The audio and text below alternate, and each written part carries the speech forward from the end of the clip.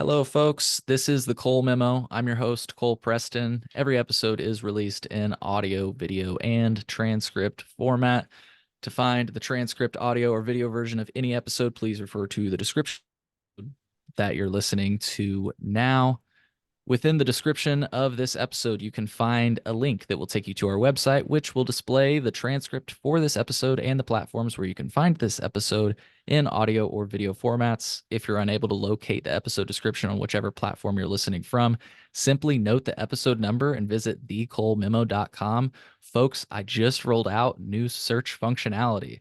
So just search in the episode number that you're listening to now, and it'll pull it right up. You can find the corresponding episode from there. And like I say, you'll be able to see that audio, video, and transcript version. You might also find any links that we referenced during this episode.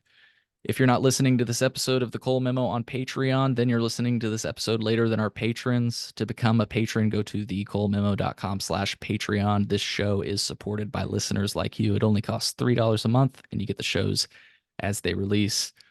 But one of the best ways to support our show is absolutely free. Just subscribe to the show, follow it, leave a positive review, or share it with your friends. Your engagement and support is appreciated. Today is February 7th, 2024. Boy, we're already getting through this year. I am so excited to welcome Ryan from MariMed. Ryan, how's it going? Good afternoon, Cole. How are you, sir? I'm doing well. I'm doing well. Go ahead and introduce yourself to our audience. Tell us what you do with MariMed, and we'll go from there. Sure, sir. Thank you. Hey, I'm Ryan Crandall. So I'm with MariMed. I am the Chief Revenue Officer at MariMed, also one of the founders of Betty's Eddies. And we are a multi-state operator and just are about to get our products widely distributed in the state of Illinois. So very exciting time. Yes, indeed, indeed. You just got into the Illinois cannabis industry. I actually spoke with, I think it's your CEO, John Levine at Benzinga. So I'll be releasing that interview alongside. I was looking for it online and I was like, huh, that's been a Patreon exclusive for, I guess, months now. So that'll be rolling out alongside this interview. So folks, check that out. It's a quick one because I caught him off stage and he was kind enough to speak to me. But yeah, thank you for joining me today. I really appreciate it. Is it marimed.com? What's the website so that folks can Sure. Yeah. www.marimedinc.com. Perfect. Perfect. I'll try to throw that in the podcast description if that makes it easier on you folks. Curious, Ryan, how'd you find yourself in the cannabis industry, dude? Oh man, it's an interesting story for each one of us, right? My short story, my abridged version is, I've always been a cannabis advocate, whether kind of openly or not. I've always been the edibles guy in my clan, so I always liked kind of turning oils into edible products, and that was really my entryway. I had a group of folks that we formed a not for profit. We applied for a license in Mass. We were unsuccessful. But ultimately, me and a group of folks took that business plan and developed what would become Betty's Eddies, and ultimately sold that brand into MariMed, and then came on to, work within that company to drive our overall brand portfolio. Gotcha. So how did you get into making edibles? I know you said it was specifically like infusions, but like I'm sure you started with edibles, right? In like the I college dorms or did. something. Yeah, I mean, I think I smoked a good amount first. Those were my first forays in cannabis, was definitely smoking. But once I realized that cookies and brownies, I had friends that did those things for sure. But I guess it didn't get really interesting for me until we started to make caramel. We started to make caramels, in like 2010, and we'd bring them to parties and different like football games and stuff like that, and hand them out, and they were a hit. And we continued to refine that recipe and do better. And one of the partners was a expert grower, so we started to grow flower, and then we started to learn different extraction processes. And the original version of Betty's was made with bubble hash. And so everybody's going to solventless today, and Betty's back in 2011, 2012 was making everything with bubble hash. So we learned butane extraction, we learned solventless extraction, we learned a lot of different methods for getting oils to a state where you could infuse them. And then ultimately, while learning about a lot of those extractions, we were out in Oregon on a business trip. My wife tried a fruit chew recipe at home, and when we came home, we tried it, and it was amazing. It took caramel, what we liked of the caramel recipe, and everything we liked about it, like a Starburst type candy, brought it together, and we had it for cannabis. And so yeah, we knew we had something magical kind of early on, and it was a group effort. It wasn't just me. It was a concerted group of folks that over years put a lot of time and energy into making the brand what it became, or what it has become today. Yeah, and if you want to, are those some behind you there? Is that some Betty's Eddies? Do you want to show them to the camera so that maybe people know what they look like? Would love to. Yeah. This is a bag of Smash and Passion, right? So this is a Massachusetts bag. So there's 10 chews within this bag, and they're 5 milligrams of THC each.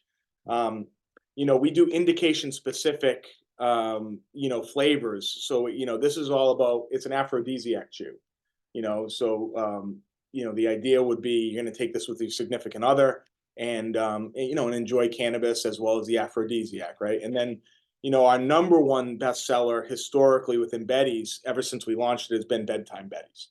So Bedtime Betty's is, really all about helping people with sleep. And, we get a variety of doses for different people, because, different doses for different folks, right?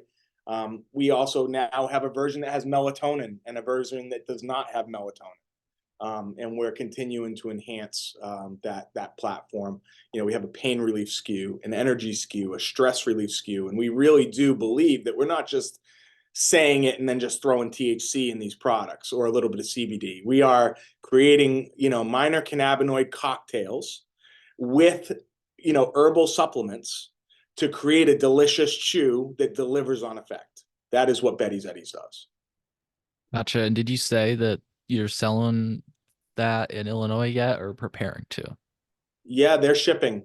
We are actively filling dispensaries' vaults as we speak right now. Oh, cool. Yes. That's a So recent development, huh? yeah. I think we've started shipping. I think first couple orders went out in December, but they were a trickle. Okay. January it really picked up, and February it's kind of, we're hitting on all cylinders now. Getting, we're full trucks every day going out and filling stores as quickly as we can. Yeah. So just you said you started as like an infuser or something in Massachusetts. Were you like a licensed infuser or a licensed brand, and then you got purchased or joined MariMed rather, or how did A that little go bit again? more complicated story. No, I mean, so my story in Mass was more of one that really wasn't much success, right? Me before Betty's, we applied for a license in the state of Mass and ultimately didn't get the license, right? We Hmm. didn't score high enough. So coming out of that was really where Betty's started per se. And I would say we started in Colorado. We brought the brand, the product, the license, the imagery, everything to Colorado. We ended up never selling a product. And through no fault of our own, we partnered with a group out there, and I'll leave their name out of it. But ultimately, we were down in Pueblo. We built out a kitchen completely. We paid for all the licensing for the edible side of the license, and then they end up screwing up their overall license on their cultivation side, and the thing never got open. So, I mean, we had a lot of money soaked in. We had relocated a person out there to be our main manufacturer, and over 2 years, we never sold a product. We had sellable product, but we had no way to sell it. And so that was tough, man. I mean, Yeah. the speed bumps and hurdles that brands. I mean, the success story behind any brand is persistence, and I guess that was our biggest first hurdle. After that, I had a relationship with what would become MariMed, so John Levine and Bob Fireman. And through them, they had a partnership that they were working with GTI in Illinois when GTI was getting started in the medical program. And what ended up happening was, through MariMed, while Betty's was still ours, we licensed Betty's through MariMed to GTI, and it quickly became GTI's number one selling brand on the edible side. And Mm. so, MariMed knew they had something special. GTI knew they had something special, and we did too. And at that point, we continued the conversations with our CEO then was Bob Fireman, and ultimately MariMed purchased the brand. And 2 months later, I came on to run product and sales. And one of my other founders Our other founders of Betty's is our COO, Tim Shaw. Very cool. Very cool. Um, Forgive me, for putting you on the spot here, but can you spill the beans? Do you guys have other plans for products in Illinois? I mean, because I talked to John and he mentioned Betty's Eddies and stuff. What are you able to tell any plans that you might have? I'd be happy to. Yeah, I'd be Awesome. thrilled to, actually. Yeah, I mean, we are not just Betty's Eddies, right? Betty's is a marquee brand for us. We're very proud of Betty's, and we'll continue to develop and innovate Betty's. But Betty's does not define MariMed. We are defined by brands. So I would say the other brands you are in market right now, Bubby's Baked. Oh So yeah, you're going to see yeah. Bubby's Baked in a major way.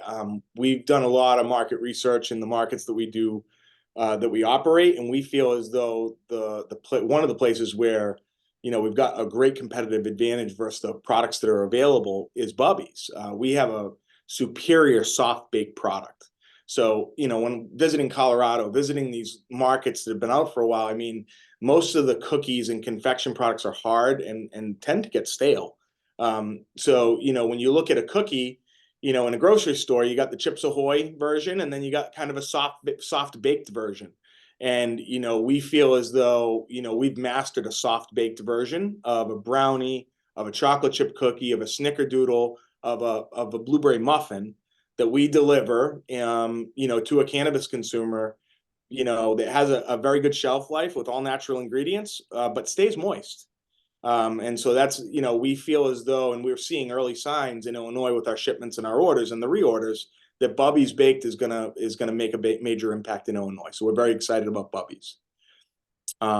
Second to Bubby's, you'll be seeing in the next month or so a brand called Vibations launch. So it's like libations, with a V. So think good vibes meets libations, and it's all about, it's a liquid IV in cannabis, right? It's a powdered drink mix with powdered cannabinoids that mix into water discreetly, easily, and effectively, and hit you quickly, right? So it's a 10-minute onset. These are, I actually have a bag back here. So this is the Vibations packaging, right? So this is our strawberry lemonade. You can see right on there, it says fast acting. It's in a stick pack, right? So these come in a stick pack. So it doesn't necessarily have to stay in the childproof resealable packaging. I mean, if it's in your home, you'd want to keep it that way. But if it's in a secure adult location like a pocketbook, I could see somebody putting a couple of these in there and going to a show or a concert. And I mean, I've been traveling with them. Phenomenal product, phenomenal product. So in the state of Illinois, we'll have dosages of 10 milligrams per, and obviously you want to cut it in half, you can cut it in half, but then we'll actually have high dose as well. So the option to kind of have a low dose or a high dose beverage in a powdered discrete version is coming to Illinois very soon. What would the high dose be? Because my definition of high dose and some people's definition is different. What would your high dose be? Yeah, I mean, 50 a serving is typically what we Okay. talk about for a high dose. Yeah. Maryland limits us to a 40, but with Betty's, we typically go 5, maybe a 20 if there's a place for it, and then a 50. So, Cool. or the bottom end being 10 and then a 50, but we typically talk about high dose being 50 plus Yeah. for a serving. So are you what another pop quiz? What else? What states are MariMed operating in? So Illinois, it Sure, sounds sure. like Maryland, Massachusetts. So we're fully vertical in Massachusetts, in Maryland, now in Illinois, right? So those are our 3 vertical states. We have a management agreement in Delaware where, it's a medical program, not-for-profit medical program. So we have a management agreement with the largest cultivation facility there. And then we have licensing agreements for our brands in Maine, Puerto Rico, and Rhode Island. Right? Cool. Puerto And so we Rico. have some things that we're working on right Did you now say to Puerto expand. Rico? I did. Yeah, we license our brands in Puerto Rico, and we have a retail only in Ohio. So we're Mm, building out the state of Ohio, but we're only at the dispensary level right now in Ohio. cool. Sorry for cutting you off. That just Oh really no, it's caught me off okay. guard. It's okay. I do want to add to your question previously though. I talked about the edibles brands, so I talked about Betty's and Bubby's and Vibations. Yep. On the flower side of things, we do have a craft cultivator's license in Illinois that we're spinning up, and in Massachusetts, Betty in Nature's Heritage, the brand is, depending on the month, the number one flower brand in the state. And it's not that we're selling the most units, we're selling for some of the most dollars, right? So we're getting some of the highest prices per unit at the same time doing volume and scale. So Nature's Heritage is a behemoth of a brand that stands for quality. Every jar is hand trimmed and, really, really, crafted flour, high end flour, and, pre-rolls, hand rolled pre-rolls, butane concentrates, bubble hash, rosin, infused pre-rolls. So, I mean, it really offers everything that a flour concentrate consumer is really going to look for in a brand. That's Nature's Heritage. And like I said, number one or two in Massachusetts, depending on the month, top five in Maryland. And, we won't have the canopy to be, a top unit producer in Illinois, at least to start, but we are going to hit that market and be, a force to be reckoned with, because we'll be crafted, at a small scale in that state and producing some really high end flour. So we're excited to bring Nature's Heritage to that market as well. Very cool. Very cool. Yeah, and just to give you a plug, oh yeah, this is a press release right off of your website. I'm going to share for folks that are watching the video version of the podcast, and I will also try to throw this link in the description if you want to read up. This is from January 18th, 2022. So I actually just learned about this recently preparing for this interview. That I remember John saying it, but I just didn't know the finer details of it. And so, yeah, if folks are wondering, MariMed was you acquired a craft cultivation license, basically, right? That So is correct. yeah. So cool. Well, how is that going? How is that going? Yeah, it's going actually great for cannabis, and how licensing and the speed bumps have. I mean, Illinois has been great. For all the hurdles we deal with in other states, Illinois seems like they want to get these craft licenses off the ground quickly and seem to be working really well with the operators. So I have really nothing but great things to say about how expedient the process has been, compared to what we've experienced elsewhere. Gotcha. Yeah, I actually just released a report, at least from consider it anecdotal, maybe. I try to be fair. And actually there's a lot of things in the article that there are like people did disagree on it, so I made sure to include. But yeah, a lot of craft cultivators have been talking about how it hasn't been going so well. So I mean, I guess it's good to hear that it's been going well for you guys so far. Do you have? Oh, I just answered my own question. I was about to ask you if you're operational, and it looks like you are. Yes. Yes, we are. Cool. Yeah. Cool. So, do you have those products that you were talking about? You said you will be rolling them out. You guys are probably still in the process of growing and stuff right now. Yeah, so we've got Betty's are shipping to dispensaries across Illinois Right. today, like I said, and have been for about a month. Bubby's Hmm. are also shipping across the state. In-house is one brand that I didn't talk about. So it's really our value brand. It's the only brand I didn't talk about. It's our value brand. So, in-house is offering high quality products, but at value prices. So in the places where we can offer a value vape, potentially value concentrates, kind of baller jar type offerings in those aspects, and still do it with high quality product. That's what in-house is. And so we've been launching in-house disposable vapes, and not disposable, I should correct myself.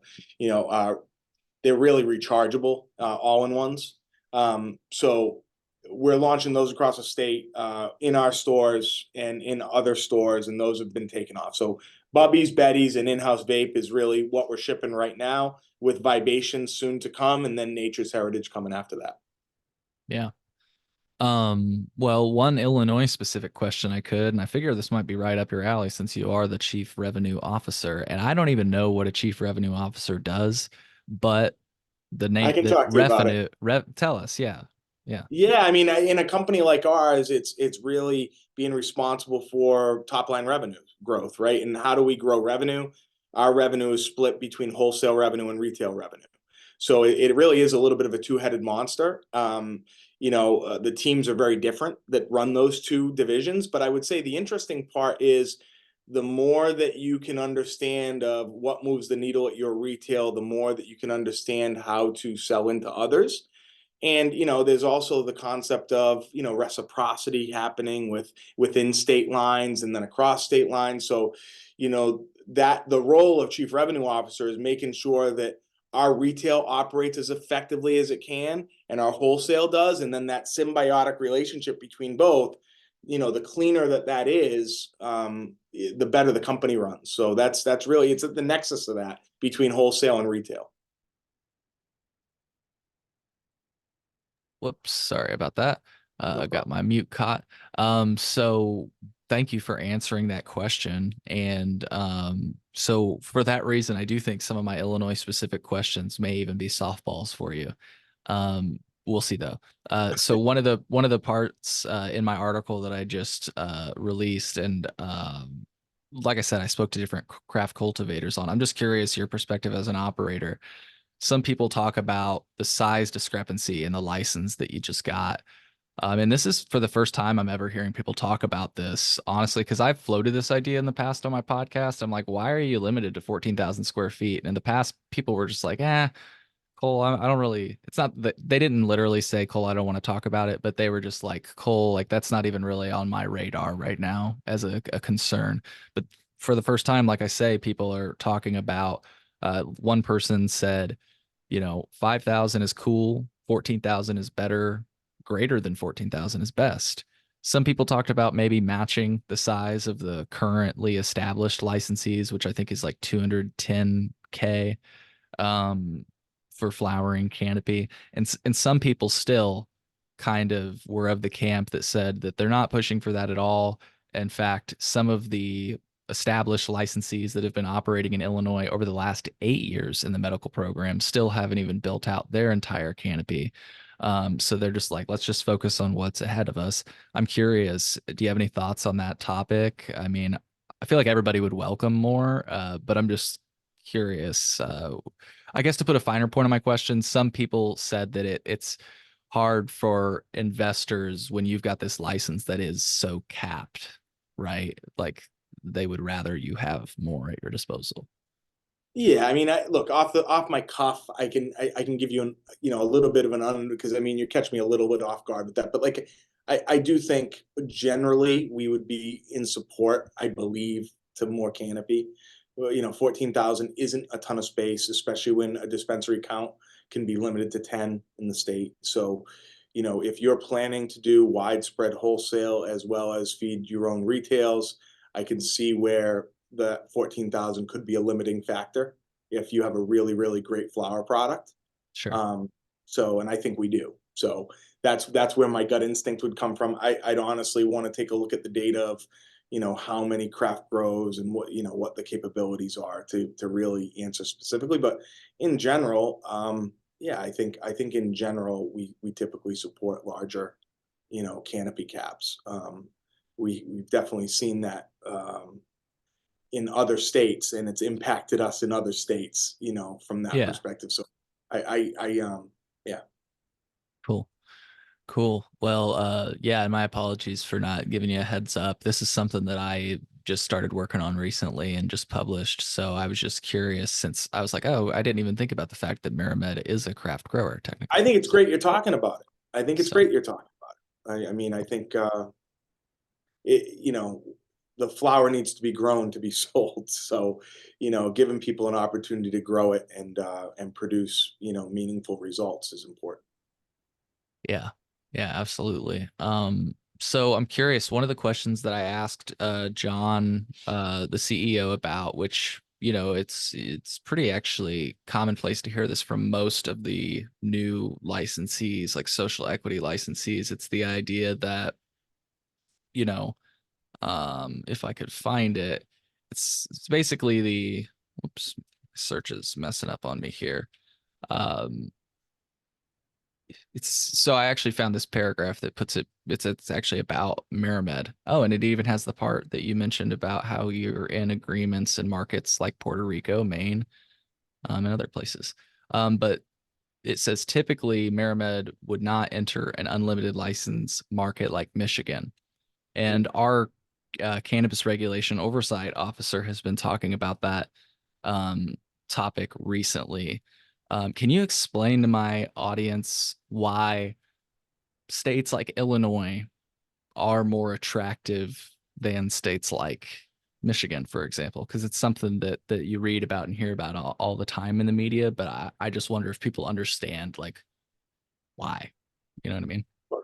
Sure. I mean, if you're placing any business in a location, um, regardless if it's cannabis or a hairdresser or a laundromat, I mean, one of the first things you're going to do is understand, who are the businesses that are around you, and what's the likelihood that additional businesses are going to arise. Now, in conventional business, nobody, other than liquor stores, nobody can really guarantee you that 10 more stores won't pop up. But that's part of the kind of the pre-work of doing homework. So similar in cannabis, as we look at different states, landscapes, and regulations, we're identifying places where there's going to be what we call limited license markets and uncapped markets. So if you look at a limited license market, there's a certain number of licenses that will be given out, and then after that there aren't any. So it's a lot of times those are called the golden ticket.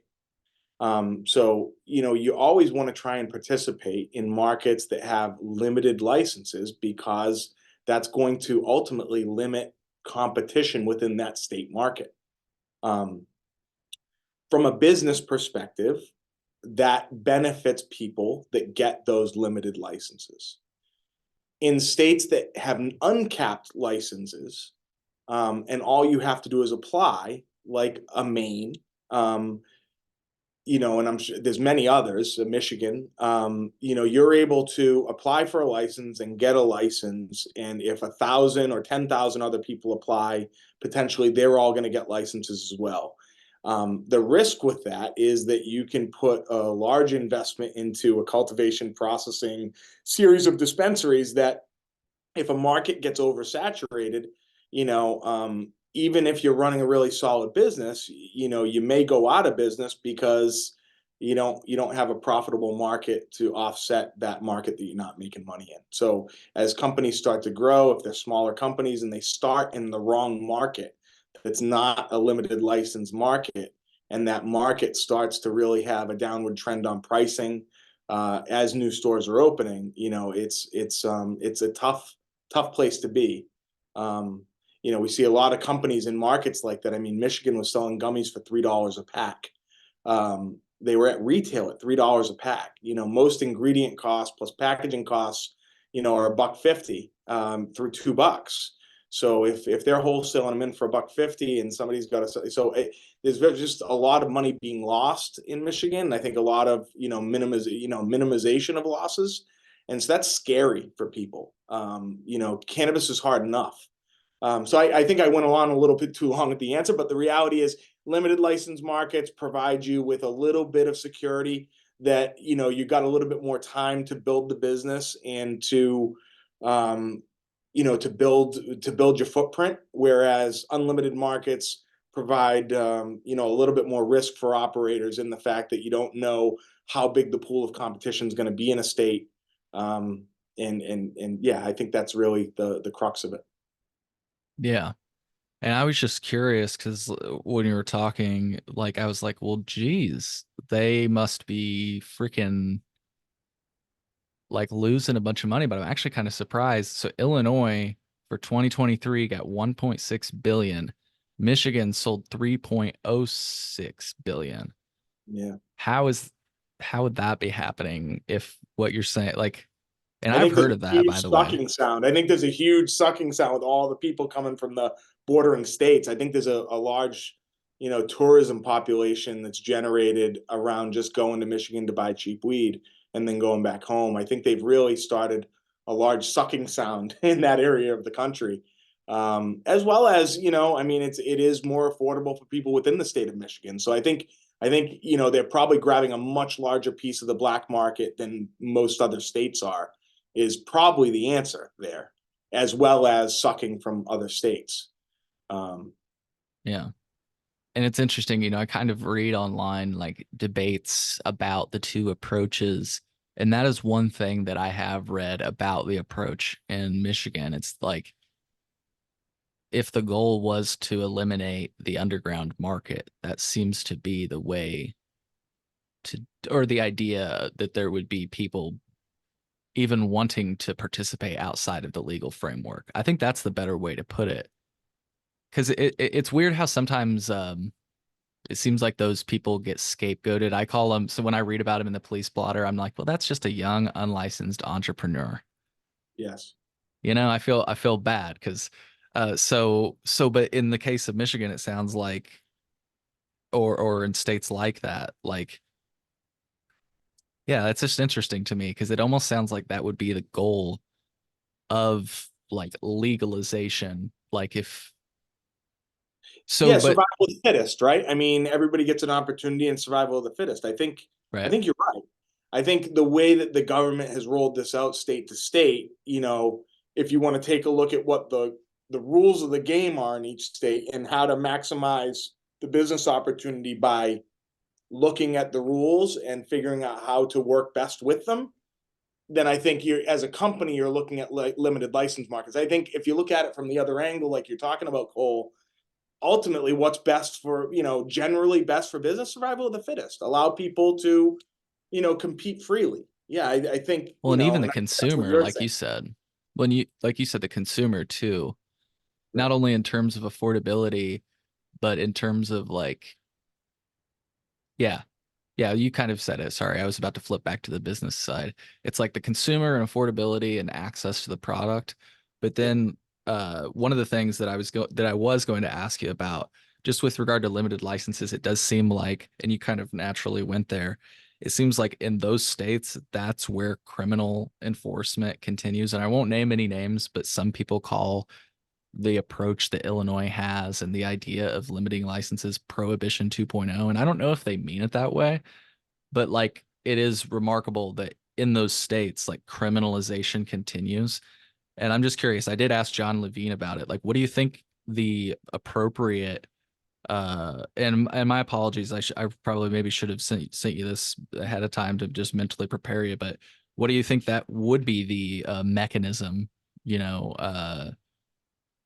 because right now it seems like the primary enforcement mechanism, it's not like if like I feel like if I open up a restaurant or a bar, like depending on what I'm doing, there it might end up with me going to jail. But for the most part, it's like somebody's going to come in and go, "Hey, you can't do that. Here's like a really big fine, and we're going to put a sign You on would your hope so. door."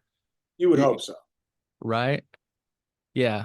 Maybe it Yeah. depends. I mean, True. It depends on what I'm doing. If I'm having like a bunch of yeah, I mean, I underage. think if you're embezzling money through your credit card machines in your restaurant, I don't know Sure. that they're going to give you a warning. They're probably going to come in and bust you after you've done a lot of it. You know?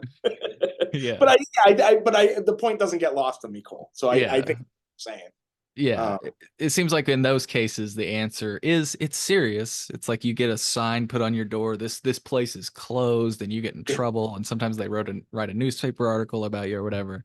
But it doesn't end up with you in the cage, which always thought was the whole goal. And that's the thing that has always struck me. So what do you think like is the maybe better answer? Because obviously we don't have it yet. And I know that's a tough question, but it's a tough question. I mean, and I would say, there's me, the person, and there's me, the revenue officer working for a public company, and so I've got to make sure my opinions are clear, right? I I think as the revenue officer for a public company, we're very close. The rules are the rules, and we play by them, and we try and optimize our business to play by them. So that's the revenue officer talking. Ryan Crandall, not the revenue officer, the advocate for cannabis. Look, I think survival of the fittest is the way that things should operate. I think, personally, that it's a difficult thing that state governments are allowed to tax at exorbitant rates a plant that should now be legal, and is providing medicinal benefit for people. So, I hear what you're saying loud and clear. I do, and I personally agree with it, and I think ultimately, I hope ultimately that things will go in that direction. yeah. Um, I truthfully, as being a person in the United States my whole life personally, I think capitalism the way that states license things, whether it's, whatever it is, states are, bringing money in their coffers through taxes. So I don't think we're going to see a day where cannabis isn't taxed, even though I think it would be the right thing to do. Yeah. Yeah. Well said. A lot of people always said it's never going to become legal until they can tax it, right? So Yeah, that's true. Um, well, just one quick point, and I only say this because I saw it on Twitter this morning, and you happened to say something similar to it, and I'm just curious what your response would be. And it's just my lame way of looping in the name of my show too.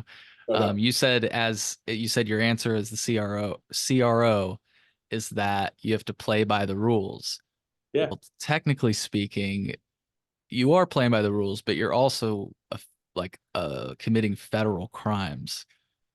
If not La, for the la, la, Cole, la. if Yeah, not for the Cole memo, and I hope you get the reference. I do get the reference. I get So the reference. Yeah. So, I mean, I think, with the Cole memo, it told us that if we do play by the rules at the state right. level, So I guess you could say, yeah, you're still playing by the we were rules. playing by the rules. Yeah. So I think it's still a true statement. Fair enough. Fair enough. I just think it's another ironic thing where only because some operators are a little bit more. There's this one clip that admittedly I think is a little bit taken out of context right now that's kind of going viral about an operator calling for the criminalization of cannabis. I mean, they're definitely, you could say, saying that. But I also think just given the greater context that you know, anyways, when you see that, like that's, it just, that's why I bring that up, because it's like you're talking about keeping criminalization going. Yet, if we want to talk about what's actually going on, yeah, right, you're saying you're abiding by the 8 strictures of the Cole memo, but in all seriousness, you're still like doing a federal crime, you Yes. know. So Yeah. it's And have been for a long time now. yeah, yeah, It's, and, as being the revenue person for a company, I mean, I'm responsible for all the sales. So it's like, I mean, every, unit of cannabis sold is ultimately, in a forecast, right? So it's, yeah, I mean, we are very, very focused on abiding by state regulations in every state we do business. And if the line is here, we're one step beyond the line and trying to be ahead of it. From child proofing to, designs on packaging to, safety of how we make the product. So, we put quality first. We put safety for our consumers first, and we want to run a company legally and responsibly, for the benefit of our shareholders. So that's what we do every day. That's what we're focused on.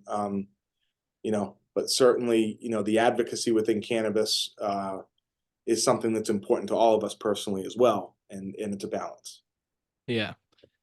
And one reason I bring that up, and maybe this will bring this topic to a close, if you can't tell, I have like a little bit of a passion for this the decriminalization element, or what I perceived to be the decriminalization element of legalization. And in many ways, I feel like there are shortcomings. Like it's not just Illinois, there are other states where, you can't grow at home. Illinois, you can grow at home if you have a medical card, but there are many states where you can't. And so for all those reasons, like that's why I bring up some of these topics, especially, it's I start it about I talk about limited licensing and stuff, but it relates to, these continued ways in which cannabis is criminalized. Just to give you an example that I'm sure you're all too familiar with, like the idea of possession limits. Like I could go to Walmart right now, and like I'm sure actually a lot of people are doing it about right now because Super Bowl Sunday is coming up, and they're packing up. Beer and alcohol and like Yeah, everything. buying more than they're gonna drink for their friends. Like, you know what I mean? And that's what I've never understood about the possession limit idea. Um, e- Especially when the answer to exceeding that possession limit is still criminalization. It's like, who are we protecting with these Yeah. things? Yeah, no, yeah. I mean, they're commonsensical things that still need to be challenged and challenged heavily. Yeah, I do agree with you. I mean, that makes no sense. Yeah. Well said. Well said. Well, Ryan. Yeah, What's your last name, Ryan? Crandall, CR. Crandall. That's why I had I was like, why do I have that in my head? Um, yeah. Any other bases? Are you guys, so is Illinois the most recent state you've gotten into? Yeah, so we just opened a dispensary in Tiffin, Ohio. We Okay, just yeah, opened that's right. a retail store in Casey, Illinois, and then we just opened our processing facility in Illinois, in Mount Vernon, Illinois, where we also have a dispensary. Yeah. Yeah. Oh, and I lost myself in that thought. Um I was going to ask one of the things I don't feel like I've seen, and I try to ask this question because I have a passion for decriminalization and these advocacy efforts. And I know you're the CRO, but I didn't have as much time with the CEO. And so I always try to ask people at these companies, like, do they have any plans to, some people work with like Last Prisoner Project and stuff like that. I was just curious, does MariMed do that or stuff like that, you know? Yeah, we just actually formed an alliance with Last Prisoner Project in all of our delivery. So we do delivery out of well, in any store that allows delivery, we do delivery. And we're actually rounding up for Last Prisoner Project at our delivery locations in Mass, soon to be in Delaware. Um, yeah, so I mean, I think we'll be doing more and more of that. I think Last Prisoner is literally one of the first ones that we're doing this year and just rolled it out in the month of January. So we'll be carrying that forward for 12 months with those guys. There's another partnership we just started, but it's escaping me. And it's a national association, but it's not coming to mind right now. But so we do have two initiatives, one of which is the Last Prisoner Project. Yeah. Do you guys do like a lot of lobbying? Like I'll see people like I just interviewed Charlie Bachtell, for example. I'll see him at like the safe banking hearings and stuff like that. Like, are your people at state level or federal level, like kind of doing stuff like that? I would say yes. Yes, yes. I would say we are planning to do more. Hmm. We've been fairly light on the lobbying side historically as a company, and I would say that we will strengthen that over time. But that hasn't been something we've been, in the past, certainly several years, laser focused on. I would say we'll Sure, do more going forward. sure. Cool. I always like to ask, it seems like people like that, those are the people that you'll see last this stand it, test of time, right? Because you got to be there to know like how to play by the rules, as you say.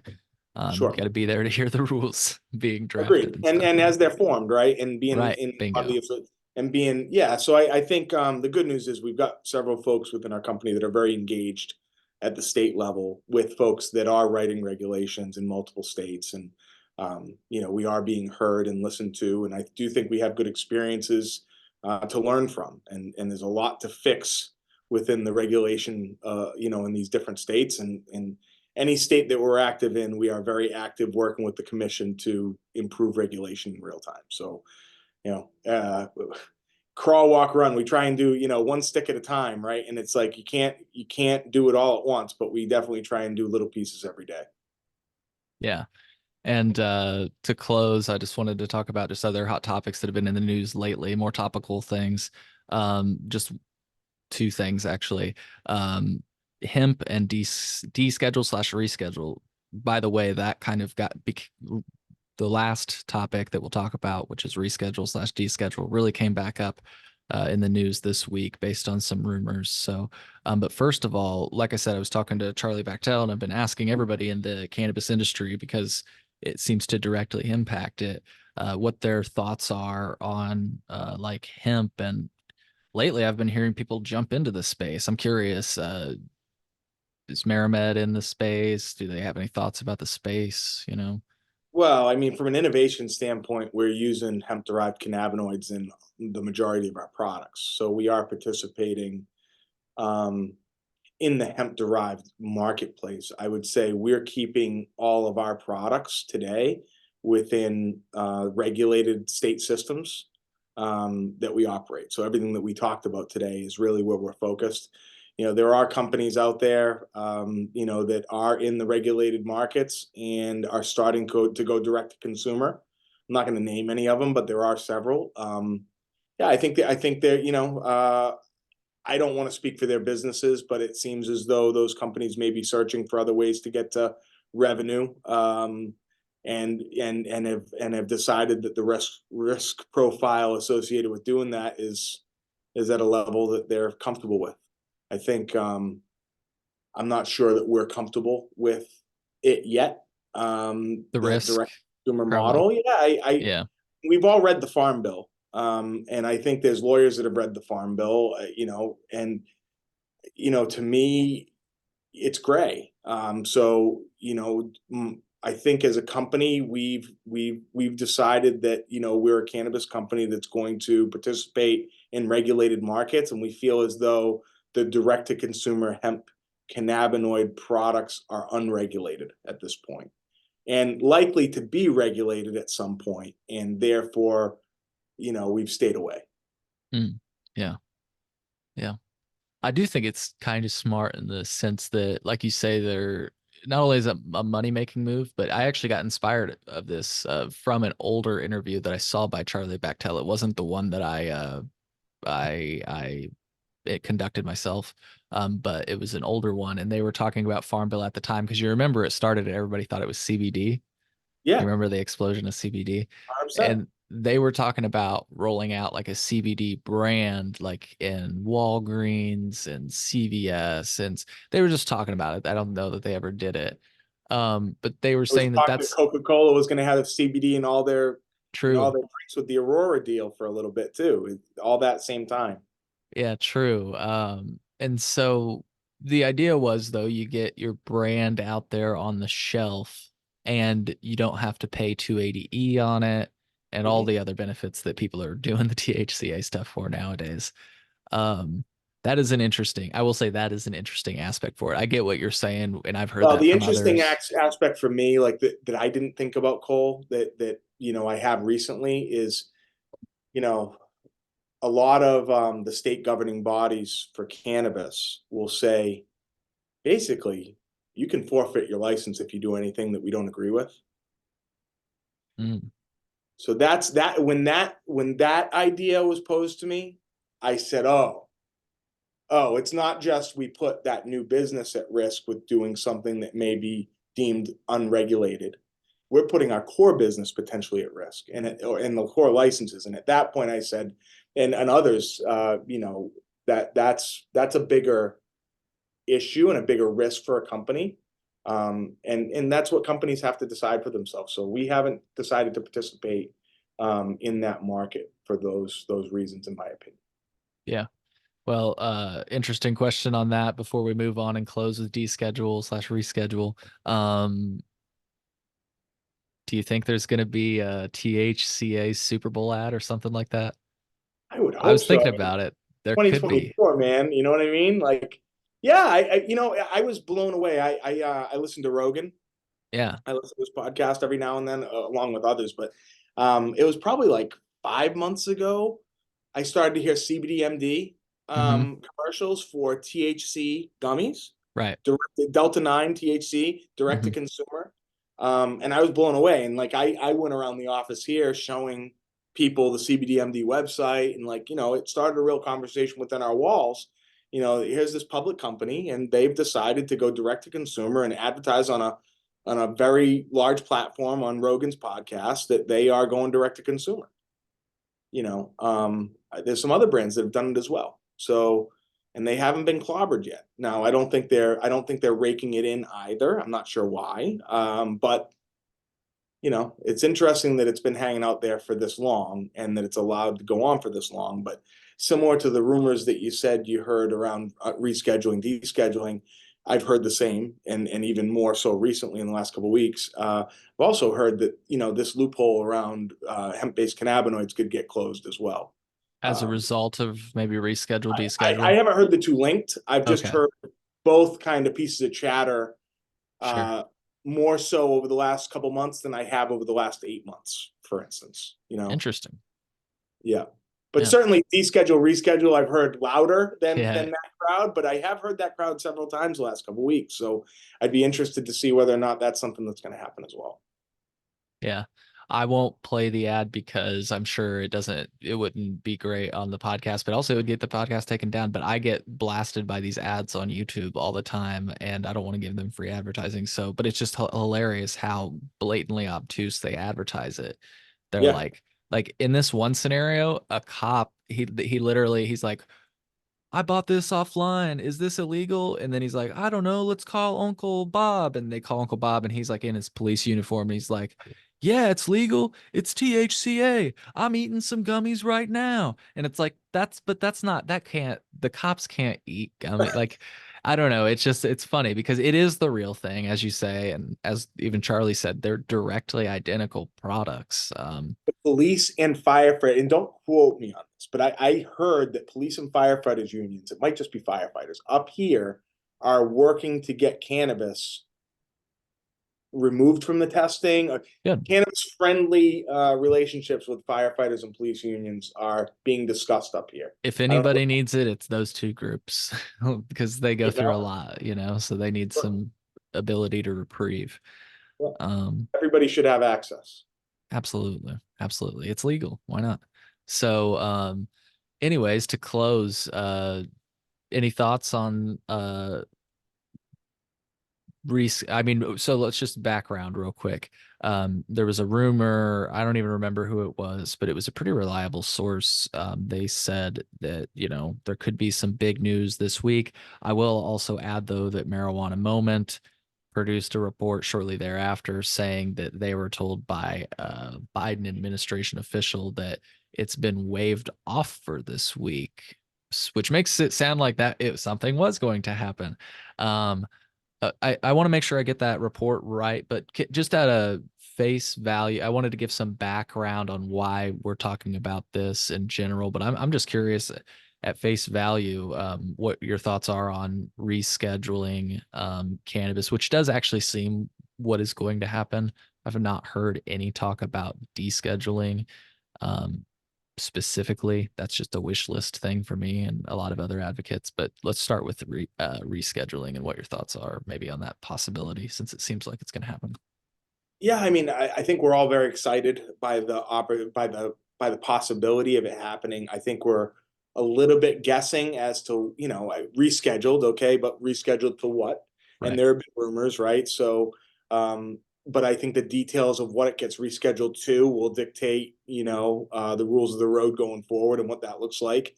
Um, but I think, rescheduling should help with, it being considered federally illegal and potentially impact 280E. You know, I don't know whether yeah, I think a lot of things could happen. I think cannabis companies should appreciate overnight. They should become more valuable overnight as that moniker is removed. And then, what new regulations now apply. I think that's part of what people are thinking about, all the positive impact, and not to say it's a negative impact, but what I would phrase it as, what are some of the new challenges that cannabis has to deal with? What are some of the new regulations? What are some of the new things that we have to look at and pay attention to? So I think there's going to be a benefit side, and then there'll be a side of us, the industry learning, how to best approach a rescheduled environment. Yeah. And I want to bounce off of that, but just real quick, I wanted to correct myself slightly. The report that Marijuana Moment released was Biden administration official disputes rumor of imminent marijuana scheduling decision and amid heightened speculation. And they didn't waive it off until next week, as I said. They waived it off entirely, at least Oh, waived off the speculation. So I just wanted to make that a little bit more clear. Check out this report. I'll try to throw it in the podcast description, but I wanted to make sure I didn't mislead any people because I know there's a lot of excitement around this topic. And back to your topics on, or your thoughts on rescheduling.